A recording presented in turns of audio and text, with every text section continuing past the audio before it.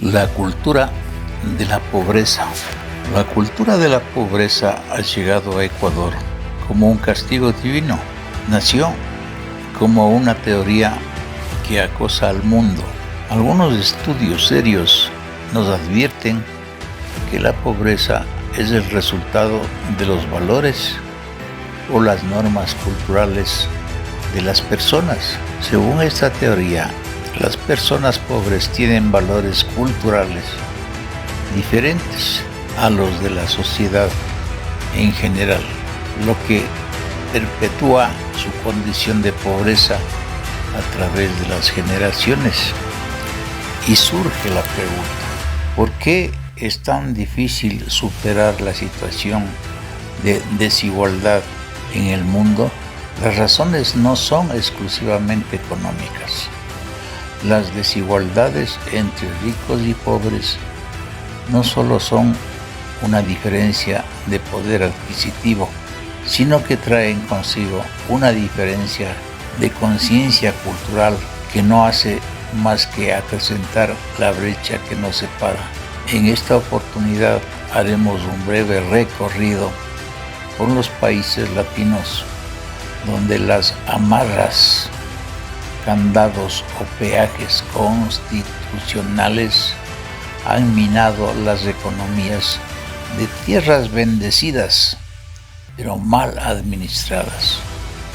Un continente rebosante de recursos naturales, cultura, historia y diversidad que lleva décadas arrastrando una pobreza que parece cíclica y eterna. ¿Por qué países tan ricos en minerales, petróleo y aún talentos humanos como Perú, Ecuador, Colombia, Venezuela, Bolivia, Brasil, Paraguay y México vivimos en pobreza? La respuesta es directa y frontal: corrupción e impunidad, y un sistema que premia al ladrón y castiga al honesto. Estos países tienen en común gobiernos que, en lugar de administrar para el pueblo, lo hacen para sus bolsillos. La política no es vista como un servicio público, sino como una vía rápida al enriquecimiento personal. En estos países latinos, la corrupción se ha infiltrado en todos los niveles de lo público y lo privado, desde los entes seccionales hasta los poderes del Estado, sin excepción. México. Miles de millones de dólares se pierden cada año en contratos amañados, obras que nunca se terminan y funcionarios que saquean sin vergüenza, controlados por los carteles del narcotráfico y el narcolavado. Colombia.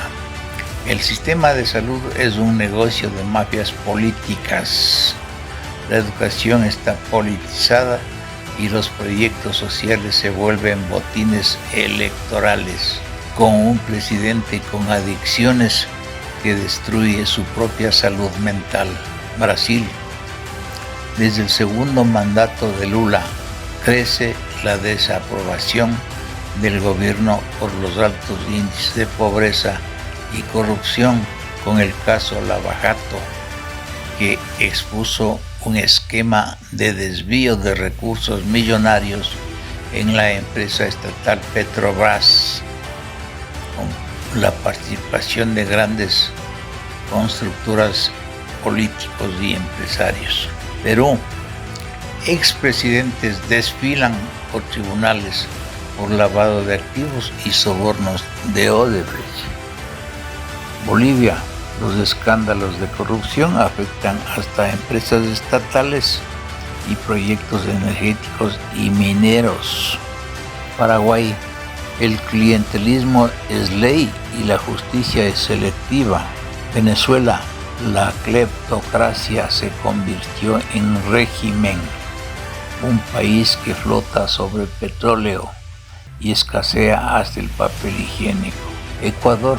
Cada gobierno que entra parece estar destinado y enfocado a destruir lo poco que queda, sin construir algo nuevo, con leyes sorbete, con efecto placebo, como por ejemplo la ley de integridad pública, llena de irregularidades e inconstitucionalidades de forma que tapan la verdadera intencionalidad de buscar una reforma para la reelección indefinida. Tenemos tantos candados constitucionales como poderes del Estado que debemos romper. 1. Los mitos de los sectores estratégicos vetados a la inversión privada interna y a la inversión extranjera directa. 2. La prohibición al arbitraje internacional, donde ningún inversor serio quiere arriesgar sus recursos en Ecuador. 3.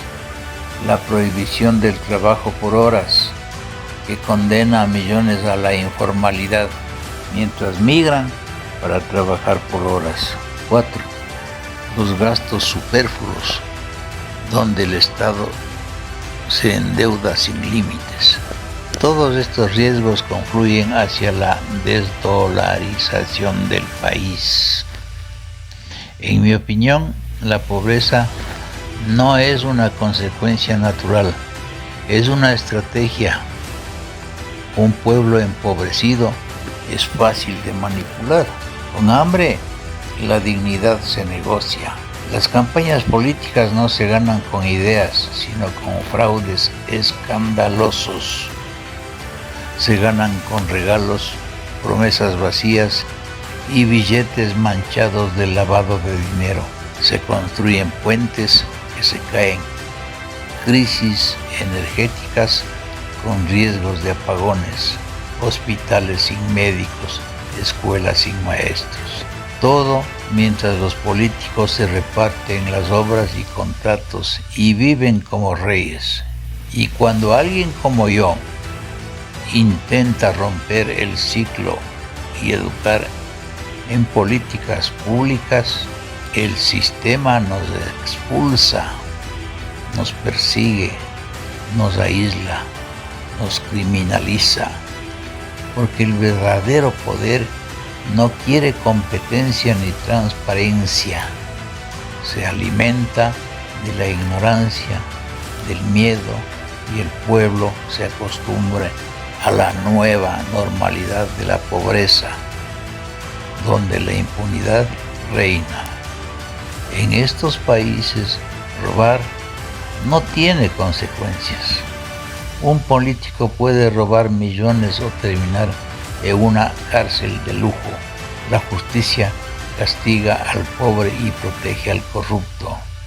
El modelo económico impuesto se basa en exportar materias primas baratas y depender del mercado internacional.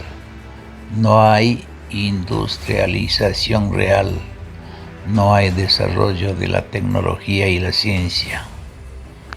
Ver mi análisis sobre la ley de integridad pública. Muchas gracias, ecuatoriano. Soy Manuel Pozo Zumárraga.